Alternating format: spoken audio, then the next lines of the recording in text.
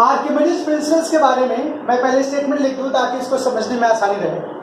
ये कह रहा है बेटा, it state that when a body is partially or wholly immersed in a liquid,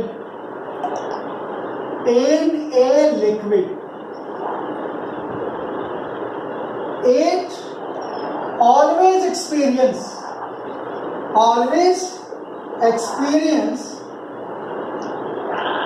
loss of weight, ठीक है ना, due to an upward thrust काम करता है उसको बेटा, उसकी वजह से उसमें लॉस की फीलिंग होती है। अपवर्ड थ्रस्ट कॉल्ड, उसका नाम है बायन फोर्स या फिर इसको कहते हैं और force of buoyancy, buoyant force या force of buoyancy. And the loss of weight जो होता है, द लॉस ऑफ वेट या फिर कह सकते हो और फोर्स ऑफ बायंसी, जिसको हम FB से लिखते हैं, is equal to weight of liquid displaced by immersed part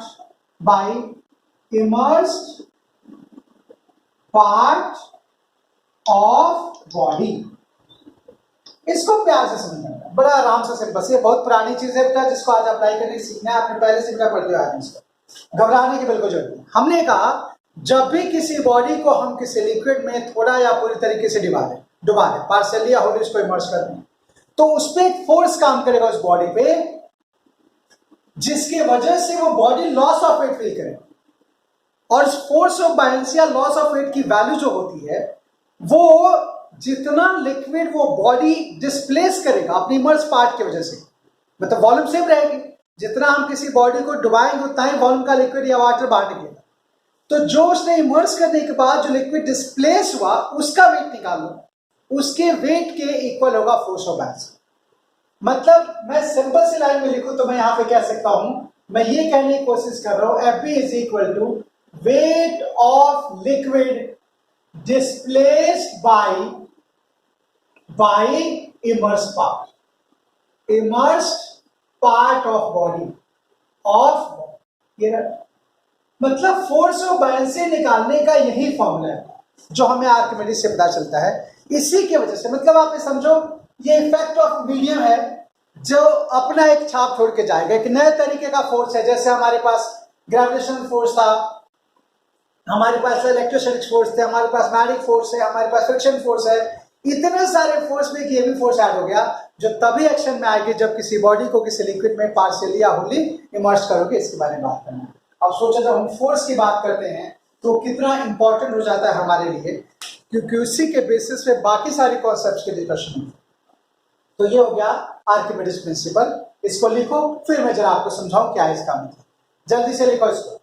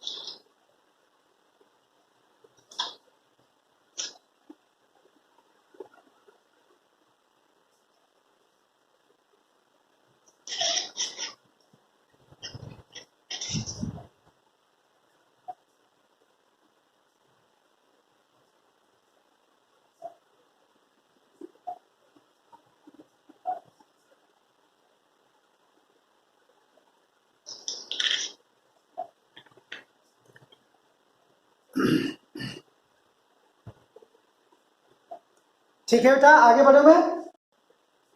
अब यहां देखिए आप कहना क्या चाहते हैं।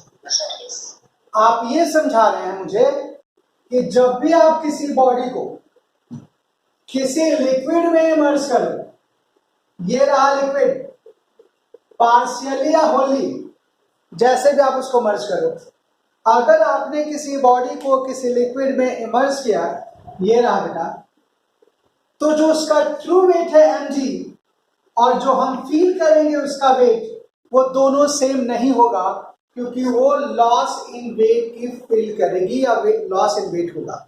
अब देखो आप क्या कहना चाहते हैं। आप सिंपल से एक लाइन मुझे समझाने की, सर किसी बॉडी का वेट में एयर कुछ और होता है, पानी में कुछ और होगा, मरकरी में कुछ और होगा, किसी और लिक्विड में कुछ और। ये मीडियम का कमाल। आर्किमिडीज जो है मीडियम, मतलब उस डेंसिटी को और एक कदम आगे लेके जाए, जो हमने डेंसिटी पीछे सीखा। तो हाँ, आपने मुझे ये सिखाया कि देखो सर ऐसा होता है कि एयर में वेट कुछ और होता है, वाटर में कुछ और होता है, और वो इसलिए कुछ और होता है क्योंकि वाटर में एक फोर्स ऑफ बैलेंसिंग काम करती है जिसको हम एफबी कहते हैं, बायंट फोर्स। ये सेंट्रल फोर्स है और इसकी वैल्यू आपने लिखा है, wait of liquid displaced bye immerse part of body के इक्वल होगा। इनडायरेक्टली आप मुझसे ये कह रहे हैं कि सर देखिए, जो एपरेंट वेट होगा ना, एपरेंट वेट ऑफ बॉडी जो होगी, वो जो आप मेजर करें, जिसको हम टी से लिख सकते हैं, वो टी की वैल्यू जो होगी उसकी ट्रू वेट मतलब mg माइनस fb के इक्वल, आप ये कहना चाहते हैं। लेकिन मैं इसको यहीं तक नहीं रोकूंगा, मैं चाहूंगा ये थोड़ी और दो कदम आगे बढ़े। यहां से आप मुझसे ये भी तो कहना चाह रहे हैं कि देखो sir, weight in liquid is equal to weight in air minus fb। Indirectly आप ये कहना चाहते हैं कि fb की वैल्यू जो होती है weight in air minus weight in liquid के इक्वल होती है। ये मैं कहने की कोशिश कर। अब ये एक नए तरीके से इसको रिप्रेजेंट करने का एक तरीका हो गया कि हम कैसे इसको देख सकते हैं। तो देखो बेटा, इससे हमें क्या मिलेगा। अब fb की वैल्यू कितनी है? fb जो होता है force of buoyancy, wait of liquid displace के इक्वल, लिक्विड डिस्प्लेस। चलो फिलहाल इसको मैं mg से रिप्रेजेंट कर, लेकिन स्मॉल mg। अब वेट ऑफ लिक्विड वो कितना होगा भाई? तो जितनी वॉल्यूम इस बॉडी का है उतनी ही वॉल्यूम लिक्विड है डिस्प्लेस करेगा। तो वेट निकालने का फॉर्मूला v, लिक्विड की डेंसिटी रो इंटू जी। यहां पे रो जो है वो डेंसिटी ऑफ लिक्विड को रिप्रेजेंट कर रहा है, ऑफ लिक्विड, यानी कि ये फोर्स ऑफ बायंसी की वैल्यू। इनडायरेक्टली आप मुझसे ये कहना चाहते हैं कि सर अगर फोर्स ऑफ बायंसी ये है तो मैं ट्रू वेट को लिख सकता हूं, यहां से ट्रू वेट को T is equal to mg minus, मैं इसको स्मॉल mg या T को लिख सकता हूं mg माइनस v रो इंटू जी। एक ही बात है, चाहे ये लिखो, चाहे ये लिखो, चाहे ये, तीनों एक ही बात। ये इसका मतलब आप कहना चाहते हैं। जल्दी से लिखें, फिर इसके एप्लीकेशन इनको शुरू करूं मैं जरा फटाफट।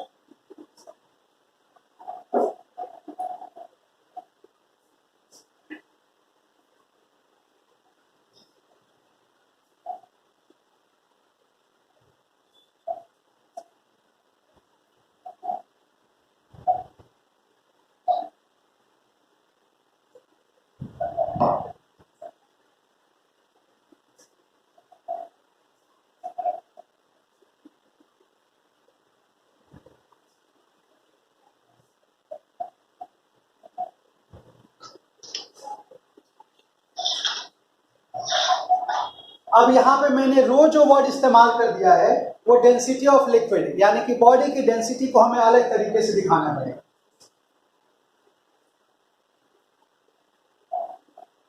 ये पहले आपने लिखा था, इसलिए इसको दोबारा लिखने की जरूरत नहीं।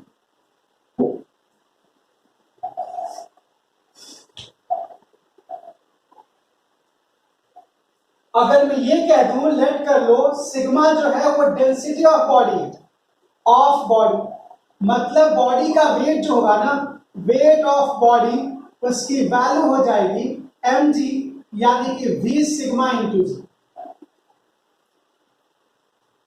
तो बॉडी का वेट v सिग्मा इंटू जी, और फोर्स ऑफ बायनेंसी जो होगा बेटा वो ये हो गया mg या v रो इंटू जी।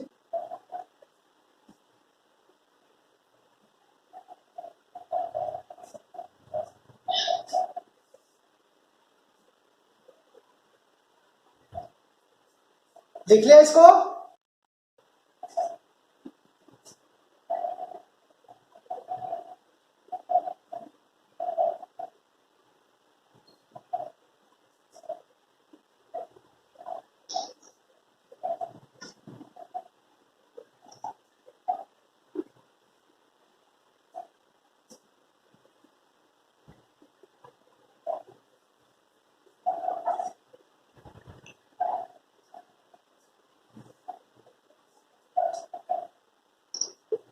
अब देखिए इससे फायदा क्या मिला। एपरेंट वेट को हम लिख सकते हैं capital mg minus small mg, मतलब v sigma into g minus v रो इंटू जी। यहां से v सिग्मा g को कॉमन कर लो, 1 plus 1 minus rho upon sigma के, ये रहा, ये हो जाएगा एपरेंट वेट, जिसको हम t से लिख सकते हैं। इसको हम ट्रू वेट ही कहते हैं, यानी कि t is equal to true weight, यानी कि mg 1 minus rho upon sigma. ये है आर्किमिडीज प्रिंसिपल में एपरेंट वेट निकालने का फॉर्मूला। अब देखो किसी बॉडी का मास तो चेंज होता ही नहीं ना बच्चा। अगर मास सेम है तो फिर क्या फर्क पड़ा कि उसका वेट हमें लेस फील हो रहा है किसी दूसरे मीडियम में जाने के बाद। मैंने कहा ना, जब भी आप किसी मीडियम में जाएंगे लिक्विड में वेट कुछ और होगा, एयर में कुछ और वेट होगा। ये सारा कमाल जी का है, एक्सेलरेशन ड्यू टू ग्रेविटी। यानी कि हम नोट करके लिख सकते हैं यहां पे ग्रेविटी जो होता है इन मीडियम, अगर हमें निकालना हो कि मीडियम में ग्रेविटी की वैल्यू क्या होगी, तो इस टी को लिखेंगे mg डैश, ये हो जाएगा mg, ये हो जाएगा 1 minus rho upon sigma, m से m कैंसिल कर दो।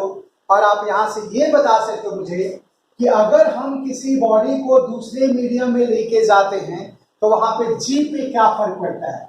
g इन मीडियम जो होता है, g in air 1 minus rho upon sigma के इक्वल होता है, जहां पे रो जो है वो डेंसिटी ऑफ ए लिक्विड है और सिग्मा जो है बेटा वो डेंसिटी ऑफ ए बॉडी। अब जरा पेशेंस रखो, देखो मैं कुछ और चीज दिखाने की कोशिश कर रहा हूं। यहां से सबसे पहली बात मैं ये दिखाने की कोशिश कर रहा हूं जिसको आपको समझना है कि रिलेटिव डेंसिटी में ऐसे कॉन्सेप्ट को हम कैसे इस्तेमाल कर सकते हैं उसके बारे में। अभी आपने कहा था रिलेटिव डेंसिटी जो होती है वो होता है density of a body upon density of a liquid. अभी आपने लिखा था सिग्मा अपॉन रो को गया, यही था ना पीछे। चलो अब एक काम करो, ऊपर नीचे v से मल्टीप्लाई कर दो और g से v, ये हो जाएगा v रो इंटू जी। अब देखो क्या हो गया, ये हो गया वेट इन एयर और ये क्या हो गया फोर्स ऑफ बायनेंसी, हो गया ना। और फोर्स ऑफ बायनेंसी को क्या लिख सकते हैं भाई, अभी लिखा था weight in air minus weight in liquid. ये रहा रिलेटिव डेंसिटी और वेट इन लिक्विड का फॉर्मूला। ध्यान रखेंगे काफी अच्छा क्वेश्चन यहां से बन सकता है एग्जाम में, बहुत अच्छे क्वेश्चन बन सकते हैं यहां से।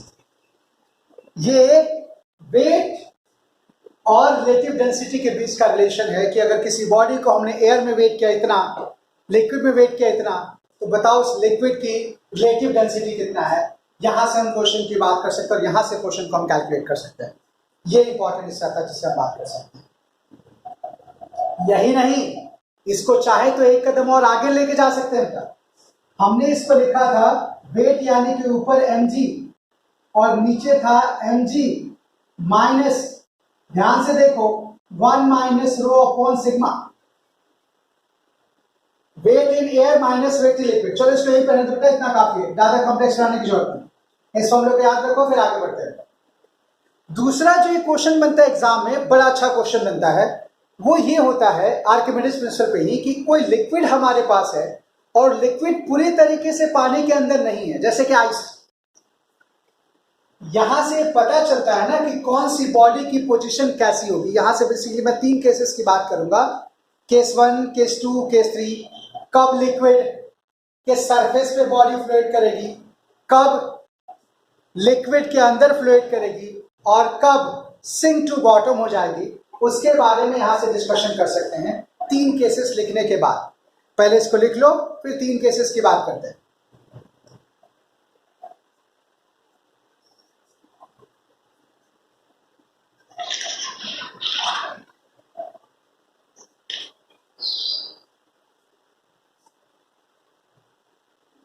तो यहां पे 2 चीजें बहुत इंपॉर्टेंट है, एक जो जी की इफेक्ट जो हमने लिखा था यहां पे, और दूसरा हमने रिलेटिव डेंसिटी की जो बात की। इस दोनों कॉन्सेप्ट्स को आपको दिमाग में रखना है, क्योंकि यहां से काफी अच्छा क्वेश्चन यहां से बन सकता है। लिख लिया बेटा? चलो, घबराने की जरूरत नहीं है। फोन जो है डेड हो गया, अब इसको ठीक करते हैं।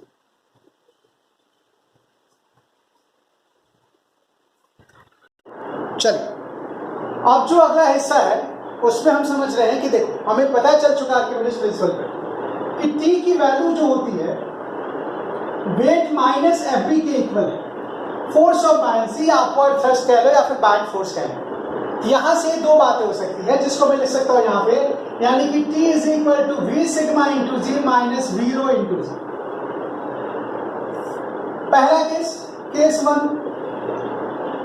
इसमें ये होता है कि अगर डेंसिटी ऑफ बॉडी की वैल्यू डेंसिटी ऑफ लिक्विड से ज्यादा है, मतलब ऐसे कंडीशन में जो उसका वेट इन एयर है वो बड़ा है फोर्स ऑफ बायंसी से, यानी कि ट्रू वेट उसके फोर्स ऑफ बायंसी से बड़ी है। मतलब एपरेंट वेट की वैल्यू जो हमने यहाँ पे लिखा, एपरेंट वेट जिसको हम टी से लिख रहे हैं बेटा, एपरेंट वेट, उसकी वैल्यू 0 से बड़ी है। हम कहेंगे बॉडी सिंक टू बॉटम, जैसे ऐसे बॉडी को छोड़ोगे लिक्विड में वो तुरंत नीचे चली जाएगी। यहां पे मोशन होगा, मोशन की बात अभी नहीं करनी, ठीक। दूसरा मतलब कंडीशन रख जाएगी, इस कंडीशन में बॉडी की मोशन होगी, बॉडी नीचे डूब जाएगी। केस 2, अगर हमने कहा सिग्मा इज इक्वल टू रो, यानी कि इसकी वैल्यू जो वेट है वो फोर्स ऑफ बायंसी के इक्वल है, टी की वैल्यू 0। इस केस में आप ऐसे दिखाओगे कि जैसे हमने किसी बॉडी को छोड़ा यहां से, वो बॉडी सीधी नीचे बॉटम पे आके रुकेगी, वो यहां पे आके रुकेगी। दूसरे केस में क्या होगा, इसमें आप ये कह सकते हो कि जैसे हम बॉडी को यहां से छोड़ेंगे, जहां छोड़ोगे बॉडी वहीं रहेगी, मतलब ना तो सरफेस पे ना बॉटम पे, बीच में किसी पॉइंट पे, बीच के किसी पॉइंट पे जहां छोड़ दोगे, यहां भी रह सकती है, यहां भी रह सकती है, यहां भी रह सकती है, जहां छोड़ दोगे वही बॉडी पड़ी रहेगी। ये केस 2 हो गया। हम कहेंगे body fluid inside the liquid, body fluid inside the liquid, liquid के अंदर बॉडी फ्लूइड करें। केस 3 में हम ये कह सकते हैं अगर सिग्मा की वैल्यू लेस देन रो है, मतलब बॉडी की डेंसिटी लिक्विड से कम है, ऐसे केस में उसका वेट फोर्स ऑफ बायंसी से कम होगा, T लेस देन 0 होगा। अब ये बॉडी पानी के अंदर नहीं जा सकती। अब इस बॉडी की पोजीशन कुछ ऐसी होगी, जो सरफेस पे होगा वो उसकी डेंसिटी से डिसाइड होगी। सरफेस पे हो सकता है थोड़ा सा बाहर ज्यादा अंदर, या थोड़ा सा अंदर ज्यादा बाहर, या बिल्कुल बीचों बीच में, बट रहेगा सरफेस में। मतलब body fluid at the surface of a liquid, हम लिख सकते हैं body fluid at surface of liquid, यहां पे ये बॉडी फ्लूइड है, केस का मतलब। तो ये 3 केसेस हो गए आर्किमिडीज प्रिंसिपल से। हमारे लिए जो सबसे इंपॉर्टेंट क्वेश्चन है वो थर्ड केस के बेसिस से बनता है, जहां से हम समझेंगे कि हमारे पास कुछ ऐसे बॉडी हैं जिसकी डेंसिटी हमें निकालनी पड़ सकती है, डेंसिटी क्या, रिलेटिव डेंसिटी निकालनी पड़ सकती है। वैसे कंडीशन में हम क्वेश्चन को कैसे डील करेंगे उसको देखना बेटा। इसको लिख लो, फिर इसके बारे में बात।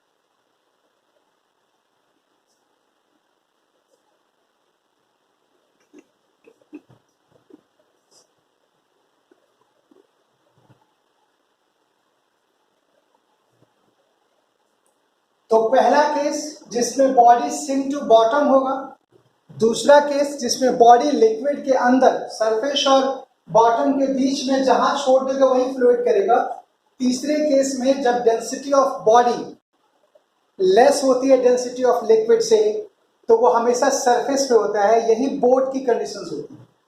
और बोट में और सबमरीन में यही तो फर्क है। सबमरीन जो होते हैं वो अपने हिसाब से सबमर्ज कर लेते हैं और फिर ऊपर जाते हैं, तो उसमें वो सारा खेल डेंसिटी का होता है। जैसे उनको ऊपर आना होता है वो अपने अंदर एयर फील करते हैं जिससे उनकी डेंसिटी कम होती है सरफेस पे, और एयर निकालते बेटा बॉडी नीचे चली जाती है। तो जितने सबमरीन्स होते हैं बेटा जो पानी के अंदर और ऊपर दोनों जगह आ सकते हैं बेटा, उसके लिए वो अलग, वो उसमें दो दो चीजें काम करते हैं, केस 2 एंड केस 3। और जो सिर्फ सरफेस पे है उसके लिए बेटा सिर्फ केस 3। चलिए बेटा अब यहां देखो, थर्ड केस के बेसिस पे क्वेश्चन कैसा बन सकता है उसको समझाया। उसके लिए मैं ये कहूंगा, ये सबसे इंपॉर्टेंट कॉन्सेप्ट है खास करके नीट और जेई के लिए, जिसको समझना है। मैं इसका एप्लीकेशन कहूं तो ज्यादा अच्छा रहेगा यहां पे भी, और ये इंपॉर्टेंट है, प्लीज इसको ध्यान रखिए। अब ये क्या है, मैं ये कह रहा हूं कि देखो हमारे पास एक बॉडी, एक लिक्विड है जिसकी अपनी कोई डेंसिटी होगी, हमें नहीं पता। एक क्यूबिकल ब्लॉक है जो पूरी तरीके से पानी में नहीं डूबा बेटा। उस क्यूबिकल ब्लॉक की पोजीशन ऐसी, क्यूबिकल जिसका साइड एल है, साइड एल, एक क्यूबिकल बॉडी में, ये क्यूबिकल ब्लॉक है, क्यूबिकल ब्लॉक जिसका अपना डेंसिटी जो है बेटा रो डैश है, लिक्विड की डेंसिटी रो है, उसको रो डैश से लिखते बेटा। अब हो क्या रहा है, इसका पूरा एल है लेकिन एच हाइट जो है बेटा ये वाटर के अंदर है और बाकी बाहर है। अब क्वेश्चन दो तरह से बनते हैं। पहला ये बनता है कि अगर डेंसिटी दे रखा हो तो कितना वॉल्यूम या कितना हाइट पानी के अंदर होगा, कितना ऊपर होगा। और दूसरा क्वेश्चन ये बनता है कि अगर हाइट दे रखा हो तो डेंसिटी कैसे कैलकुलेट करें। दोनों तरह के क्वेश्चंस को यहां से समझना है, दोनों की बात करें। तो देखो बेटा कॉन्सेप्ट क्या है, जब भी कोई बॉडी रेस्ट में है एक बात तो पक्की है कि उसकी नेट फोर्स की वैल्यू 0 है, इसमें कहीं कोई दो राय की बात नहीं। अगर ये बॉडी यहां फ्लोट कर रहा है तो इसके लिए एक चीज तो इंपॉर्टेंट है कि जो भी है नेट फोर्स की वैल्यू हम क्या करेंगे, नेट जो फोर्स होगा वो हमेशा 0 होगा, होना ही पड़ेगा। मतलब अब देखिए यहां पे क्या काम कर रहा है, इस बॉडी का वेट ये रहा mg, और इस बॉडी पे एक फोर्स ऑफ बायंसी काम पे इसको हम कहेंगे F। और अगर नेट फोर्स 0 है तो दोनों एक दूसरे को बैलेंस कर रहे हैं, मतलब mg की वैल्यू जो होगी वो फोर्स ऑफ बायंसी के इक्वल है। मतलब फोर्स ऑफ बायंसी जो होता है वो वेट ऑफ लिक्विड डिस्प्लेस के इक्वल होता है। इसका मतलब हो गया कि v जो उस बॉडी का वेट है, v into sigma dash into g, ये उस बॉडी का वॉल्यूम, उस बॉडी की डेंसिटी, और ये g acceleration due to gravity is equal to V dash rho into g. अब देखो यहां हमने वी डैश लिखा, क्यों भाई, इस डायग्राम को ध्यान से देखिए, ये वी डैश है, जितना पार्ट उस क्यूबिकल ब्लॉक का लिक्विड के अंदर होगा उतना ही तो लिक्विड वो डिस्प्लेस कर सकता है, क्योंकि एफ की वैल्यू जो होती है wait of liquid displace of body के बराबर। तो यहां पे अगर हम ये कहें सीधी और सिंपल सी लाइन में तो उसको हम ऐसे समझेंगे, वी डैश का मतलब यहां पे volume of immersed part of body है, इमर्स्ड पार्ट ऑफ बॉडी, इसको हमने वी डैश से लिखा। ये टोटल वॉल्यूम है, ये वी डैश है। इससे हमें पता चल सकता है कि हम जब दोनों को इक्वेट करेंगे, देखो हमें क्या मिलेगा, हमें मिलेगा जी से g cancel, V into rho dash, rho dash मतलब डेंसिटी ऑफ ए बॉडी। इसको एक काम करो, रोडस को रो बी से लिख दो, बी से डेंसिटी ऑफ ए बॉडी, वो ज्यादा बेहतर हो ताकि उससे कंफ्यूजन कम से कम हो। Density of body rho B, आप ये कह सकते हो V into density of a body is equal to, हम कह सकते हैं यहां पे V dash into density of a liquid. अब लोग इससे सारी कहानी हो जाएगी, यानी कि हम कह सकते हैं यहां पे V डैश की वैल्यू, या रिलेशन जो बनेगा वैसे बनेगा, V डैश अपॉन V की value density of liquid upon density of body के बराबर, या इसको आप ये कह सकते हैं V डैश अपॉन V की value density of body upon density of liquid के इक्वल होगा। अगर इसी चीज को मुझे वाटर के रिस्पेक्ट में करना हो तो हम कह सकते हैं V dash upon V is equal to rho B upon rho water, और इसको हम कह सकते हैं रिलेटिव डेंसिटी। ये दूसरा तरीका होगा। मैंने कहा ना, आर्किमिडीज खुल के ये बात कर सकता है कि जब भी हम क्वेश्चन करेंगे कैसे रिलेटिव डेंसिटी को इस्तेमाल करें। अब देखो यहां से क्वेश्चन कैसे कैसे बनता है। पहला क्वेश्चन तो ऐसे बनता है कि आपको बताना है फाइंड V डैश या find the percentage of part या percentage of volume lies outside the water, outside the water if density of a body is 0.8। जैसे कि हमने एक आइस को डिप कर दिया पानी में, तो कितना हिस्सा उसका पानी के ऊपर होगा, ये जो हिस्सा है ना V dash is equal to density of a body density of a liquid into volume. ये जो होता है volume of a body immerse जो पार्ट है उसकी बात होगा, यानी कि इसको लिखेंगे वॉल्यूम ऑफ बॉडी इमर्स का फॉर्मूला है, मतलब इतना हिस्सा पानी के अंदर होगा, ये निकालने का फॉर्मूला रख दो वहां पे। तो सीधे देखो इस क्वेश्चन को विद इन ए मिनट कैसे सॉल्व करेंगे। V dash upon V is equal to rho body upon rho liquid. अब बॉडी की डेंसिटी 0.8 है, वाटर की 1 होती है, ये वाटर हो गया, तो V डैश की वैल्यू 0.8 टाइम्स ऑफ V। ये वो हिस्सा है जो पानी के अंदर है, तो बाहर कितना होगा, तो हम लिखेंगे बेटा परसेंटेज ऑफ वॉल्यूम, ये जो होगा बेटा लाइज आउटसाइड, लाइज आउटसाइड। क्या लिखोगे इसको, आप कहोगे लाइज। बेटा इसको नोट कर लो पहले, तो जरा लिखो, मैं फिर इसको ड्रॉ कर, नोट कर लो इसको साइड से, फिर मैं इस क्वेश्चन करता हूं।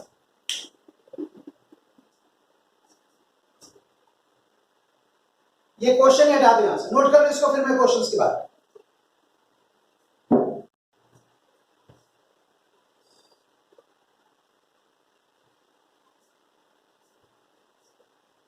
तो इससे काफी सारे बॉडी की बात हो सकती है। जैसे तुमसे कोई ये कह सकता है कि एक स्फेरिकल बॉडी है, उसका 50% हिस्सा पानी के अंदर है या बाहर है, जो भी कुछ है, अंदर बाहर कहीं से बात, अंदर वाला हिस्सा आपको निकालना पड़ सकता है अगर नहीं दिया है तो बताओ उस बॉडी की डेंसिटी कितनी। बड़े आराम से यहां से क्वेश्चन हम कर सकते हैं। हाँ बेटा, हाँ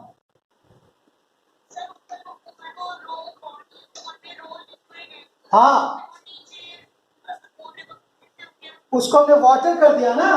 अच्छा ये डिवाइड कर दिया, देखो यहाँ पे ये इधर चला गया, ये इधर आ गया। V डैश अपॉन V, एक minute, V dash upon V body upon liquid. हाँ एक मिनट बेटा, ये हो जाएगा बॉडी अपॉन लिक्विड, ठीक है, यही तो नीचे लिखा है। V डैश अपॉन V को हमने क्या किया, इसको यहाँ पे V को इधर लेके गए और इसको इसके नीचे लेके आए, इसको इस साइड ले गए, रो लिक्विड यहां से।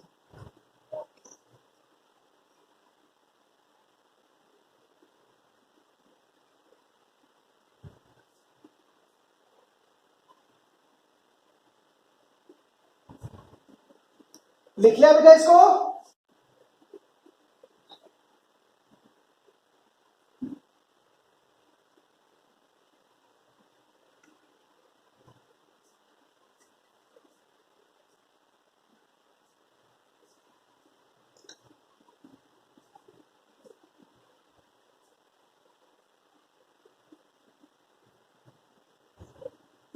तो यहां से हम क्वेश्चन देख लेते हैं बेटा। क्वेश्चन ये था कि if relative density of a body is 0.8, find the percentage of volume lies above the surface of water अब देखो यहां पे डेंसिटी ऑफ ए बॉडी दे रखी है 0.8, डेंसिटी ऑफ वाटर दे रखी है 0.1, वी डैश की वैल्यू जो होती है upon V is equal to density of a body upon density of a water. 0.8 नीचे ये 1 हो गया, V dash is equal to 0.8 times of V. मतलब हम ये कह सकते हैं यहां से कि जो लिक्विड के अंदर का हिस्सा है वो वी डैश की वैल्यू 80% है बेटा, 80 अपॉन 100 इंटू वी। तो हम लिख सकते हैं बेटा वॉल्यूम जो होगा बेटा of body lies above the surface, above the surface, minus कर लो इसको, ये हो जाएगा वी डैश की वैल्यू, वी डबल डैश की value V minus V dash, यानी कि 20 अपॉन 100 इंटू इतना परसेंट हो जाएगा, या 20% की बात कर सकते, कैलकुलेट कर लेंगे, हो जाएगा v माइनस 0.8 v, ये हो जाएगा 0.2 v, परसेंटेज ऐसे निकालें। तो ऐसे क्वेश्चन बनते हैं बेटा जहां पे हम डेंसिटी से या रिलेटिव डेंसिटी से हम ये निकाल सकते हैं कितना हिस्सा पानी के अंदर है, कितना हिस्सा पानी के बाहर है। दूसरा क्वेश्चन यहां से बन सकता है, हाँ बेटा,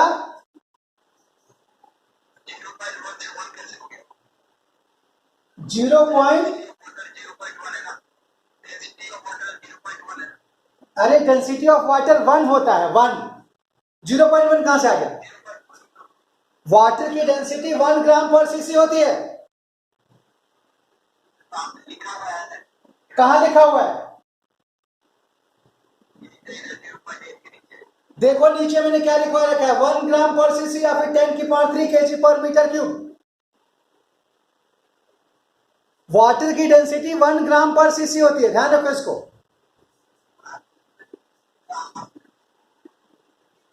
क्या हुआ?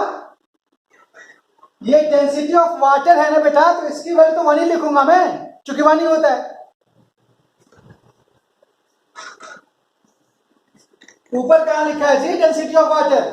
अरे ये रिलेटिव डेंसिटी ऑफ बॉडी है 0.8, वाटर, अरे ये 1 है, ये लो 1, अरे तुम लोग 1 है, 1.0, 1 ग्राम पर सीसी, ये हो गया 0.8 ग्राम पर सीसी। वाटर की डेंसिटी 1 है, मैंने पहले ही कहा था बेटा फिक्स रहता है। देखो दूसरा क्वेश्चन देखो, इसमें क्या होगा, वॉल्यूम दे रखा होगा और फिर तुमसे पूछा जाएगा रिलेटिव डेंसिटी कितना है। जैसे देखो यहां पे क्या था, हमने एक स्फीयर को एक लिक्विड वाटर में डिप कर दिया। इफ ध्यान से देखो 40% of A sphere percent of volume of a sphere lies outside the liquid, outside the liquid। अगर 40% हिस्सा स्फीयर का वाटर के बाहर, outside the water, find relative density. बिल्कुल इसी तरीके देखो, यानी कि ये जो हिस्सा है ना इसके अंदर, इस क्वेश्चन में ये कह रहा है कि ये हिस्सा जो ऊपर है वो 0.4 टाइम्स है ऑफ वी है, 40% ऊपर है, तो नीचे कितना हो जाएगा? जो डिप है ना, वॉल्यूम ऑफ इमर्स पार्ट जो होगा वो हम निकाल सकते हैं 0.6 वी। तो सबसे पहले क्या करेंगे, हम कैलकुलेट करेंगे volume of immerse part, immerse part जिसको हम वीडस कहते हैं, पार्ट ऑफ ए स्फीयर, इसको हम लिखेंगे वीडा से, और वीडस की वैल्यू 0.6 इंटू वी होगी। और जैसे ही कैलकुलेट हो गया, आपके पास फॉर्मूला था V dash upon V is equal to density of body upon density of water.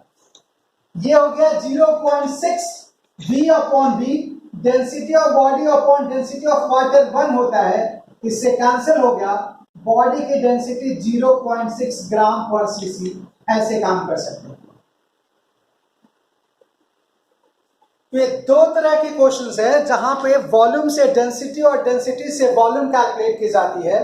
इन दोनों कॉन्सेप्ट्स को ध्यान में रखा जाएगा, क्योंकि इससे क्वेश्चन एग्जाम में पुटअप किए जाते हैं, उसको समझना है। ठीक है, ये था आर्किमिडीज प्रिंसिपल जिसकी हम बात करें। ठीक है, किसी को कोई कंफ्यूजन?